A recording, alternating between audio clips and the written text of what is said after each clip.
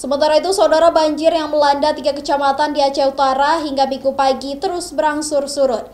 Warga pun mulai kembali ke rumah untuk membersihkan sisa lumpur. Banjir yang melanda 3 kecamatan sejak Jumat lalu kini berangsur surut. Banjir akibat luapan Sungai Pirak sebelumnya terjadi akibat tingginya intensitas hujan di daerah dataran tinggi Aceh Utara dan Benar Meriah. Kini kondisi banjir di 3 kecamatan yaitu Matangkuli, Tanah Luas, dan Pirak Timur terus surut. Banjir kerap terjadi akibat dangkalnya sungai dan diduga diperparah maraknya pembalakan liar di kawasan hutan perbukitan Aceh Utara.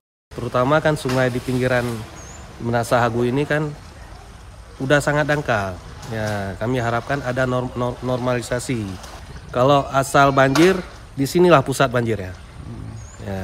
Hujan tidak ada, tapi airnya kemari. Kiriman dari pegunungan. Ya, ini kan air kiriman ini. Ya. Kondisi hari ini bagaimana banjir, Bang? Kondisi hari ini alhamdulillah udah turun ya, udah turun. Kalau kemarin itu ada 1 meter. Kalau di sini itu 1,5 meter. Kalau di sana tenggelam. Warga berharap pembangunan Waduk Keruto yang merupakan proyek nasional segera bisa difungsikan. Dan normalisasi sungai juga sangat membantu agar bisa mencegah banjir langganan. Zikri Maulana, Kompas TV, Aceh Utara.